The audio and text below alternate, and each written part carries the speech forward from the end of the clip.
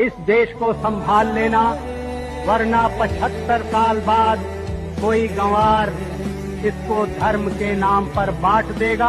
भारतीय नागरिक हैं और हम में से किसी को कभी न वो काम करना है, कभी न वो शब्द बोलने हैं, न कभी वो विचार भी करना नहीं है जिससे भारत माता का सिर झुक सकता है। हमारे ऊपर आजकल बहुत से बच्चे मेरे सामने बैठे हैं, बहुत से बच्चे, बहुत से नौजवान मेरी आवाज सुन रहे होंगे, उनसे मेरी पुकार है। लेकिन आप सब जो बड़ी उम्र के भी हैं, कुछ को पुराने दिन याद हैं और कुछ ने शायद नहीं देखे, लेकिन हमको एक सूत्र में बंधना है, देश प्रेम के लिए, देश की शक्ति के लिए।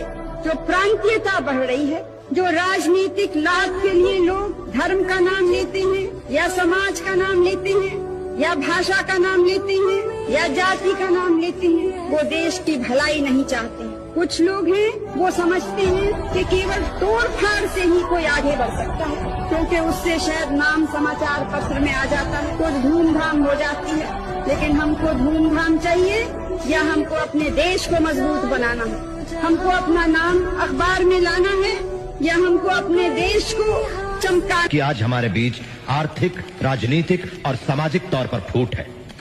हम में काफी वैचारिक संघर्ष भी है और मैं तो यहां तक कहूंगा कि मैं खुद भी ऐसे ही एक वर्ग का नेता हूं।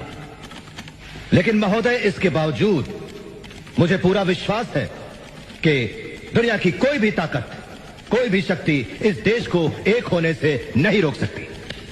हालांकि मुस्लिम लीग इस बात पर जोर दे रही है कि हिंदुस्तान का बंटवारा कर दिया जाना चाहिए, लेकिन एक दिन उनको ये बात जरूर समझ में आएगी कि हिंदुस्तान का बंटवारा उनके हित में नहीं, बल्कि अखंड भारत उनके लिए ज्यादा बेहतर होगा।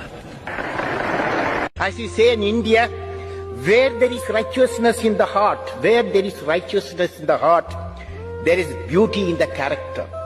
When there is beauty in the character, there is harmony in the home. When there is harmony in the home, there is harmony, there is an order in the nation.